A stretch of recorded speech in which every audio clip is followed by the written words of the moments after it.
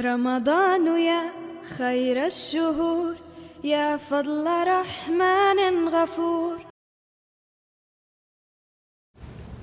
Assalamu alaikum warahmatullahi wabarakatuh. Ashhadu an la ilaha illallah wahdahu la sharika lahu wa ashhadu anna Muhammadan abduhu wa rasuluh. Amma ba'du fa'udhu billahi minash shaitanir rajim.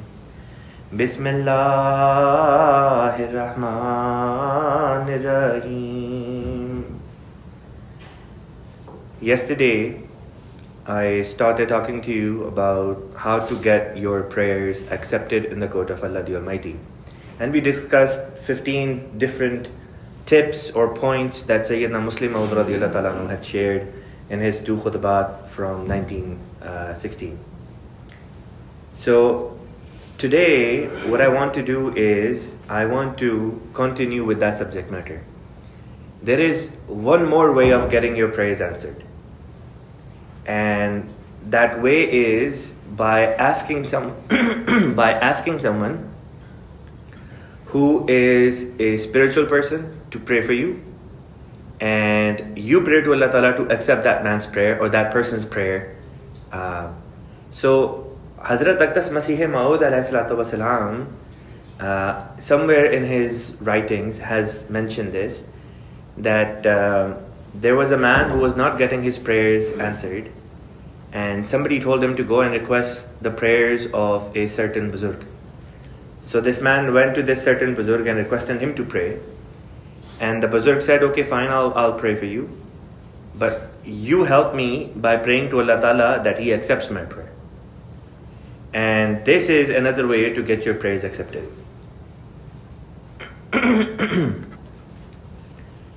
We have Hazrat Muslim Maud radiallahu ta'ala anhu, who delivered a speech the very year that he became the Khalifa. 1914, in the month of December, he delivered a speech. It's a remarkable speech. It's titled Blessings of Khilafat, Barkat-e Khilafat. In it, he says that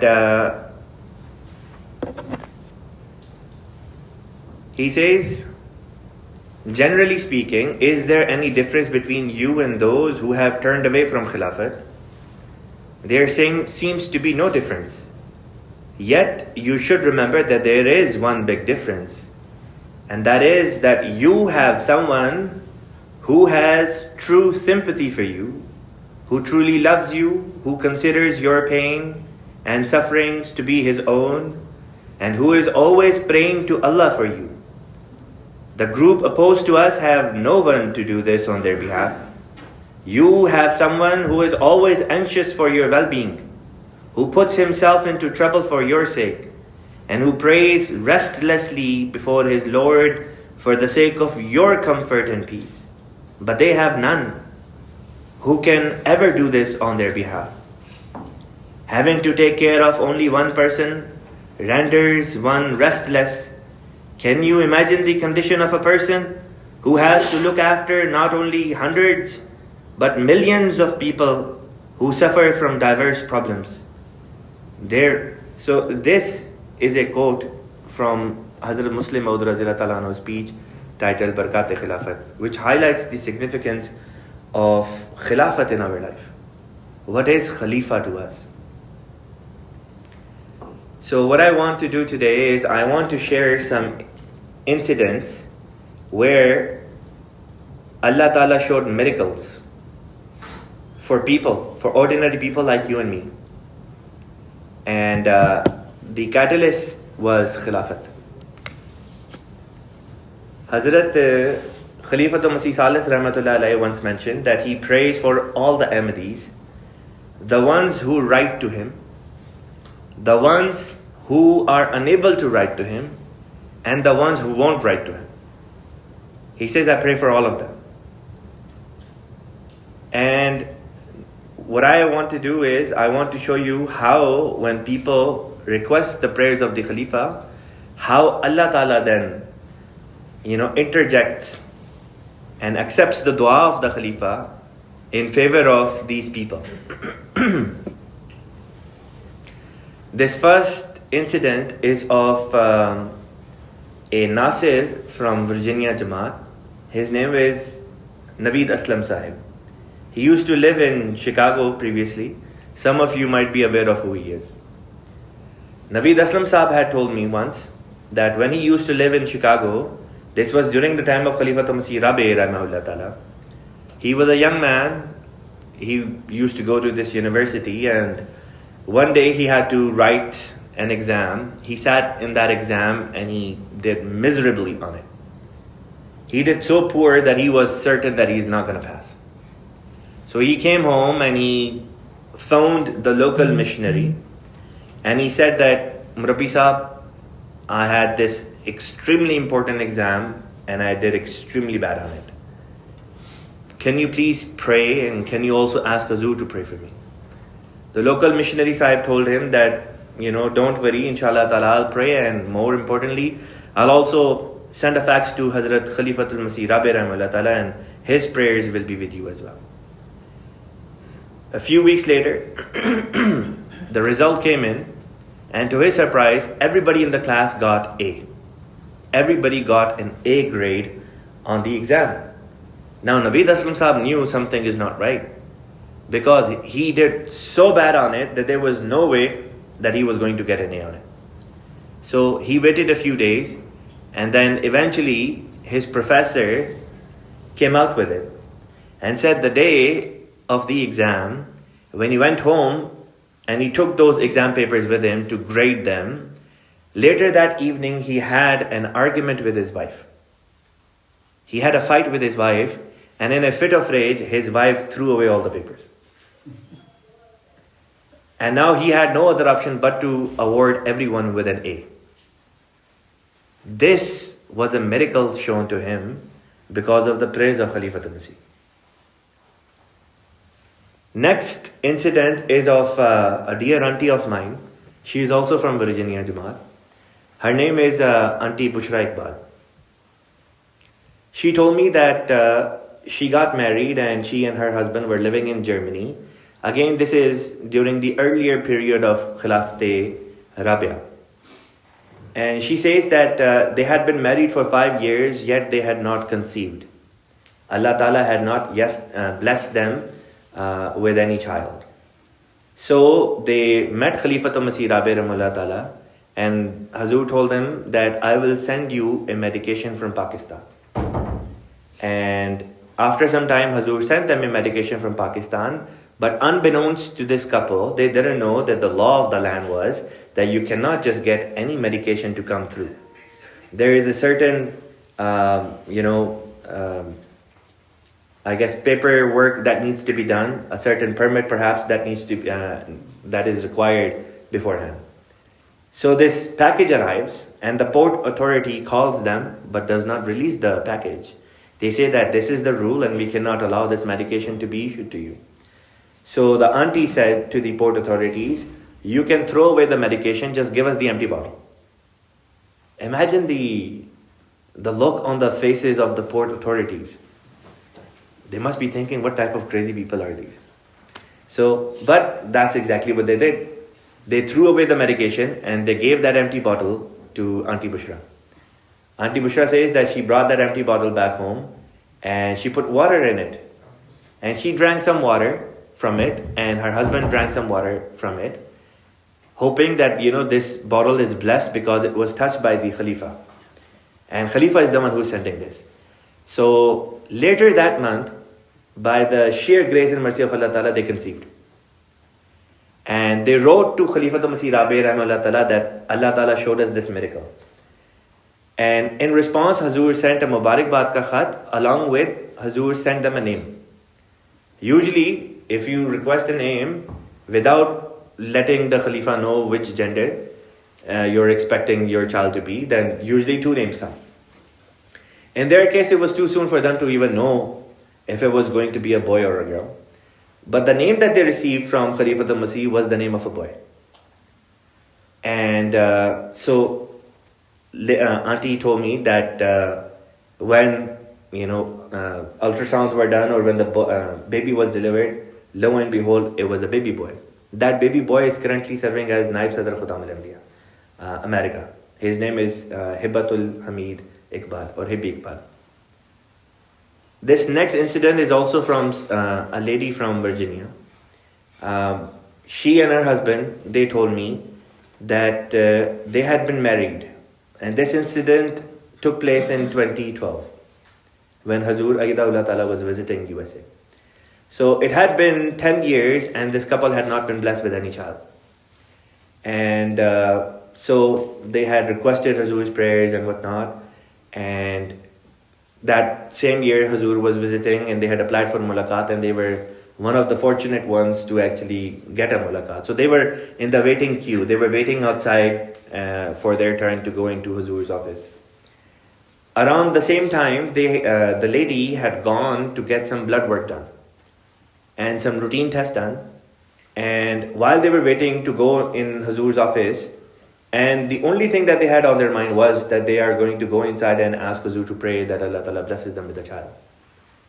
So while they were waiting, the lady received a phone call from her physician's office, her doctor's office, who congratulated her and said, "You're expecting." The lady right there and then broke down. She started crying. She and her husband, right after that, they were asked to come inside and go in for the mulaqat. They go inside and both of them are crying.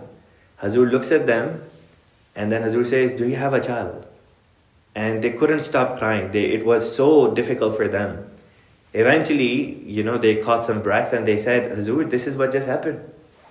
While we were waiting outside, we got a phone call from the doctor's office saying that, Alhamdulillah, we're expecting."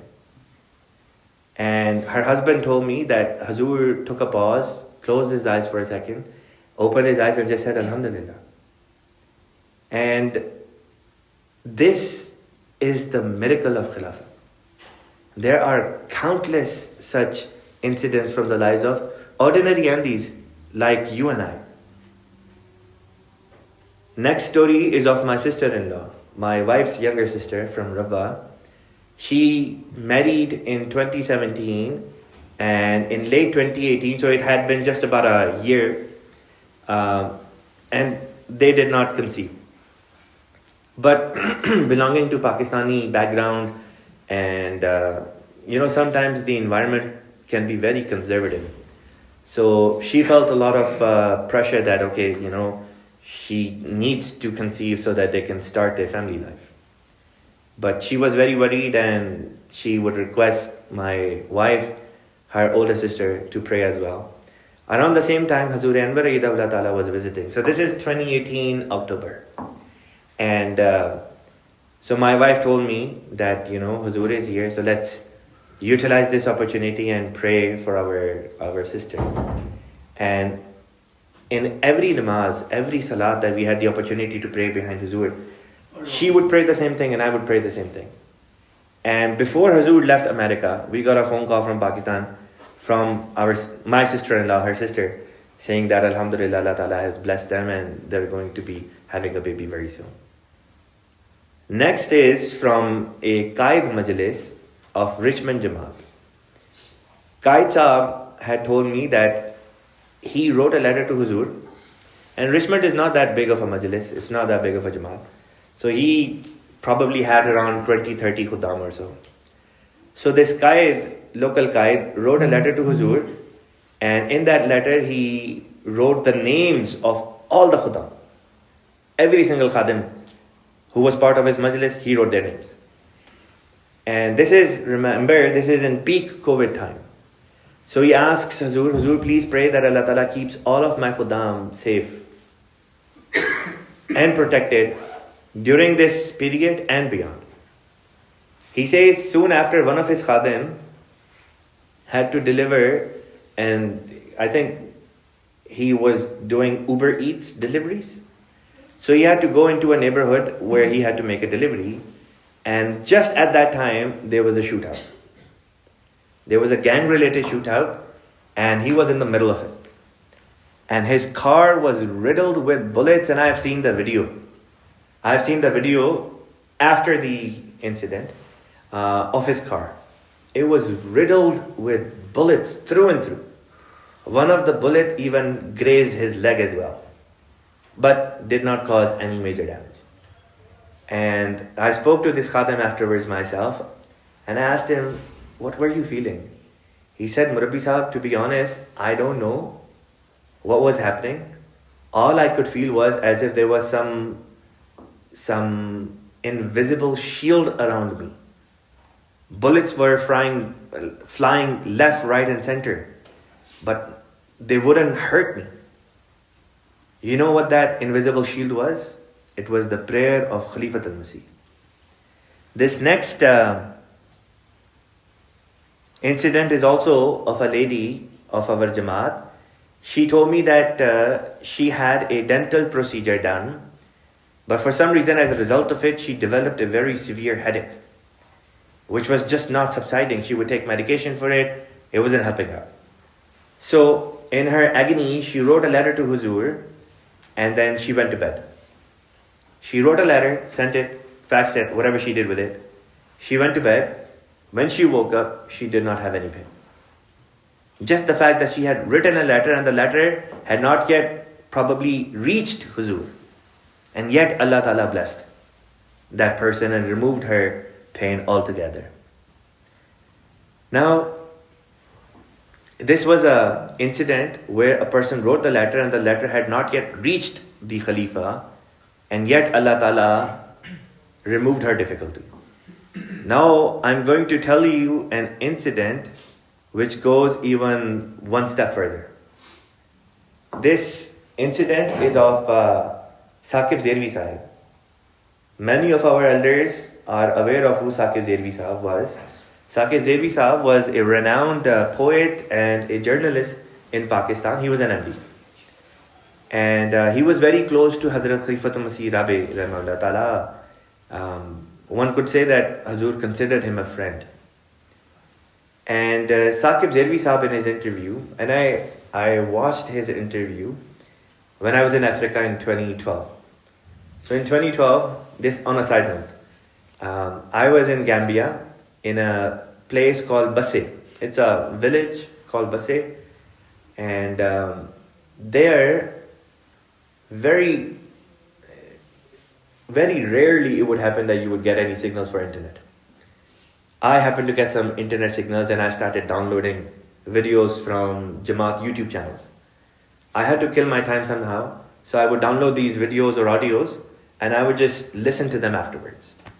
So this particular interview is like more than 3 hours long. So in that interview, Saqib Zervi Sahib mentioned this. He says that Khalifa Rabi Rahimahullah Ta'ala had just recently migrated from Pakistan with a very heavy heart. Khalifa Rabi Rahimahullah Ta'ala did not want to leave Pakistan, yet he was forced to leave Pakistan because of the draconian laws that were put in place. So Jamaat was very heavy-hearted. Khalifa Rabi Rahimahullah Ta'ala was very heavy-hearted. And just around that same time frame, Saqib Zervi Sahib, who was very close to Khalifa Rabi Rahimahullah Ta'ala, his mother became sick. She became so sick that he was thinking that maybe she might not survive. So in that desperate moment, he wrote a message and he thought that he would send a telegram to Huzur, but then he stopped. He said, Huzur is already overwhelmed. He is full of sorrow right now because he did not want to leave Pakistan, yet he was forced to migrate from Pakistan. So at this time, if I send him a message that my mother, that Khalifa Rabi Rahimahullah Ta'ala knew of, if I tell him that my mother is sick and at the verge of dying, this is only going to cause him more anguish and pain. So he did not send the telegram. A day later, his mother's condition started to get better. And then it became bad again. So he once again drafted a telegram, was about to send it, and then stopped again. The following day, he received a letter from London. He received a letter from London from Khalifatul Masih Rabi, and the letter was dated from that same day when his mother first fell sick. And the letter stated, Hazur said that I was sitting and I felt that your mother is not okay. I have prayed for her and she will be fine. Imagine this. We have heard that you write a letter and it hasn't even reached the Khalifa. Here, the letter wasn't even faxed, wasn't even sent. And yet Allah Ta'ala put it in the heart of the Khalifa. The pain that one of his followers was feeling. This is why we need to have the connection with Khilafat. You know, these big shot Maulvis, the scholars, so-called scholars, they may have millions of people following them on social media. They may be very good in quoting references left, right and center. But one thing they do not have is that living connection with Allah Ta'ala. That living connection that our Khalifa has, nobody on the face of the earth has the way he has it in this moment.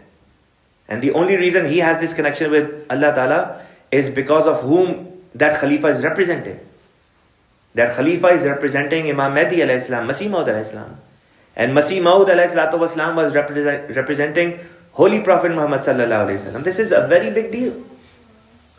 You go to any of the non-MD masajid and you will see them deprived of true spirituality. And that spirituality is found here, in this Jamaat. How lucky we are that we have Khilafat, and how unlucky would be if we do not benefit from this. Take your problems and your difficulties and put them on a piece of paper and send that piece of paper to Khalifatul Masih. And then watch miracles happen in your life. Mufti Sahab once mentioned in Khudam al-Anbiya Canada Ijtima. He said, what is tabligh? Tabligh is so simple. He said, make contacts and tell them we have Khilafat. And then ask them, do you have any problem in your life which is not sorting out? And when they tell you, yes, this is our problem, tell them, okay, I will help you write a letter to our Khalifa, write a letter to our Khalifa. And the Khalifa will pray and Allah Ta'ala will remove your difficulty. When these people will see these signs, they will become empty. So I heard this and I tested it out. I was in Virginia and we used to back then have this tabligh session called Real Talk. Coffee, Cake and Islam and Real Talk. So one day we had this Turkish brother and he was sitting and I mentioned this incident. And he said that I have a request. I would like your Khalifa to pray for me. And I said, why don't you do this? Come to my office, we'll sit together, we'll write a letter together, I'll fax it for you. So he came to my office the next day. He drove 20 minutes or so just to be in my office. And he sat across from the table from me. On my laptop, he would dictate and I would type out for him. And I was amused by what he was telling me. Now look at the conditions he was putting. He was testing this. He said, Your Holiness, this is my name and my profession is IT. Please pray that I land a job in my profession within this area in next 2 weeks. In his profession, in this area, the area of masjid, within 2 weeks. And this is the request that he makes. Because I had made the offer that write a letter to our Khalifa and he will pray, and we believe that Allah Ta'ala accepts his dua. And he really wanted to test it out.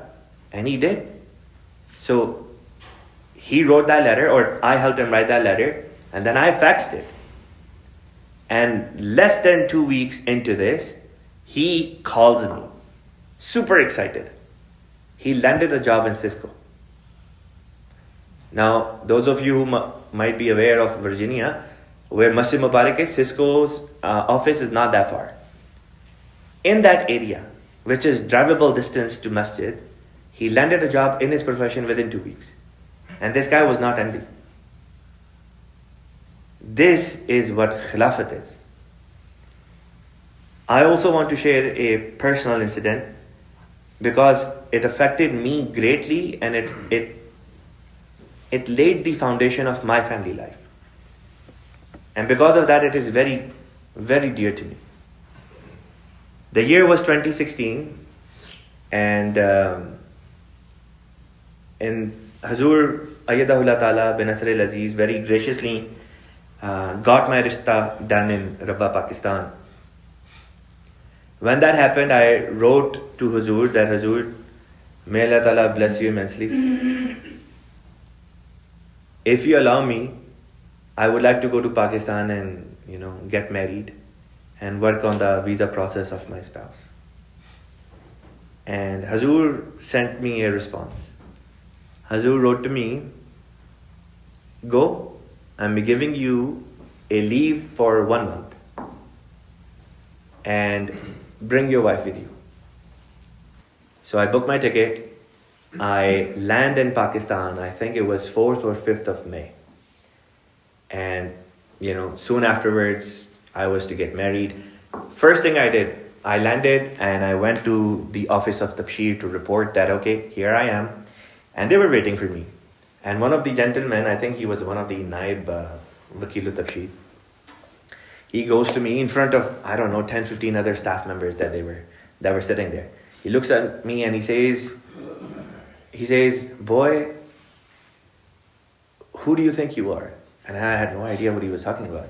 He said, we have sent several, families of missionaries and other Ahmadi families from Pakistan to United States of America.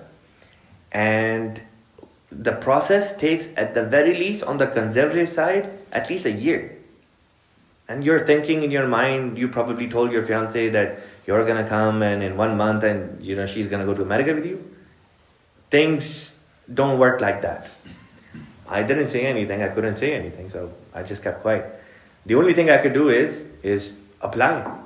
So I started working on the visa process. We got the interview date. When I applied, we got the interview date 3 days after that. We went for the interview. I had been, based on my research that I had done, I knew that the visa cannot be rejected because of the work permit that I had.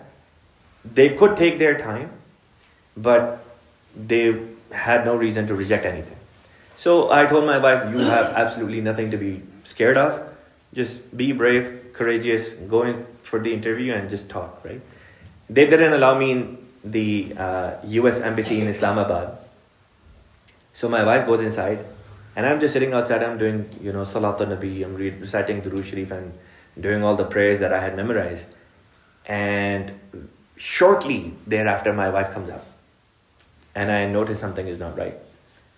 And she has this yellow paper in her hand. She comes to me. She's like, they rejected the visa. Now, I had prepared her that they're not going to reject the visa. And the exact opposite of it happened. I am shocked too. I have no idea what to do. So what I did is I just right away from my phone, I wrote a letter and I faxed it from my phone right away. And we started traveling back to Rabat. And I called the general secretary at that time. And he said, well, there's nothing we can do. So just come back and we'll hire an immigration lawyer. And then we'll see, it may take a few years, but inshallah ta'ala, don't worry, don't lose heart, everything will work out. There was nothing I could do. So I had written to Huzur anyways. 6 days into it, it was 8 a.m. in the morning. I was sitting in Sarai Fazl Umar, the old guest house. And I'm sitting and my cell phone starts ringing. I didn't know who was calling me. So I answered the phone.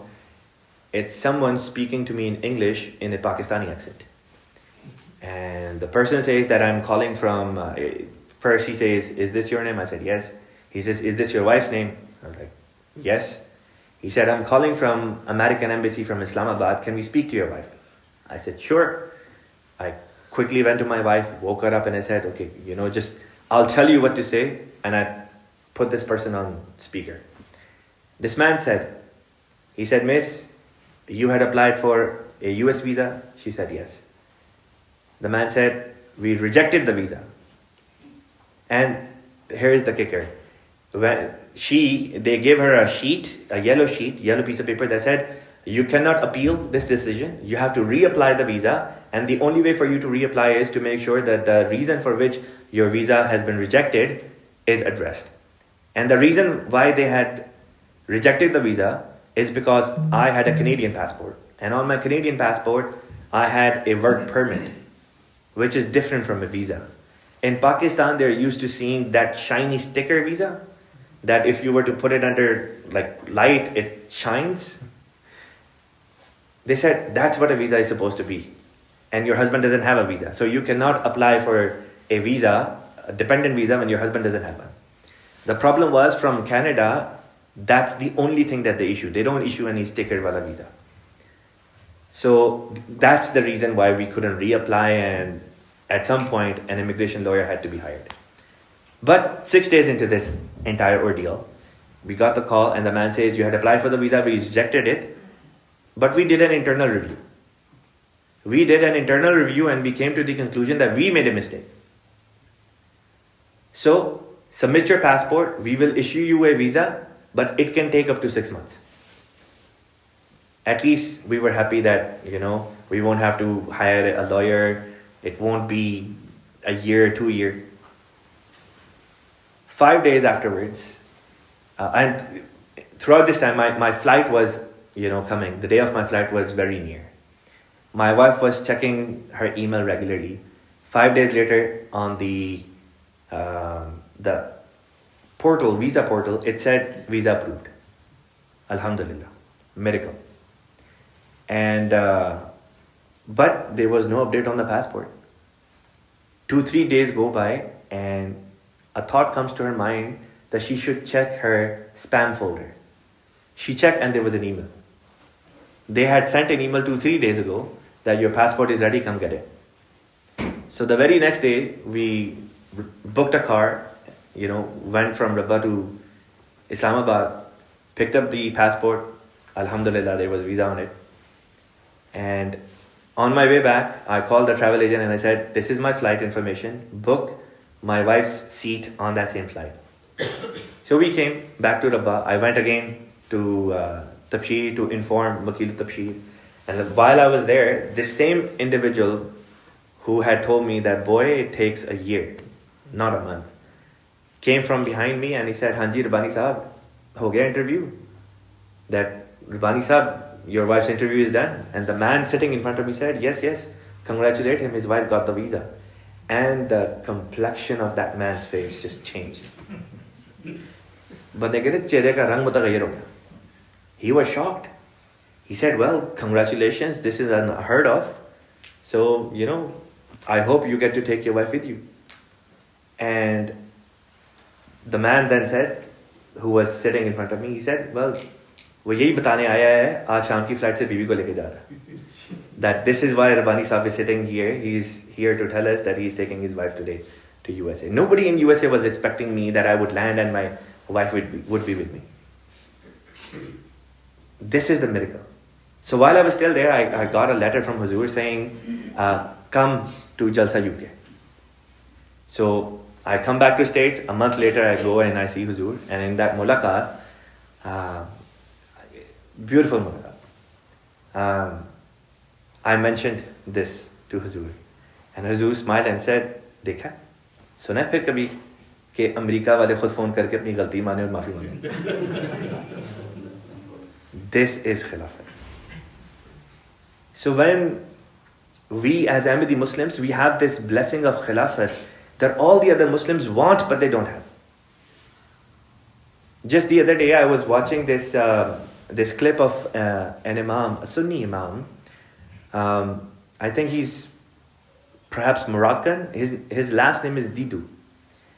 And he is saying that, all these sects are just sects or groups within Islam. None of them is a Jamaat. He said, a Jamaat is the group of Muslims that is led by a Khalifa. And he said that there is no Khalifa, so there is no Jamaat. It's just factions. In that moment, I was so happy that Allah Ta'ala has blessed us with Khilafat. We're not just a sect in Islam. We are Islam.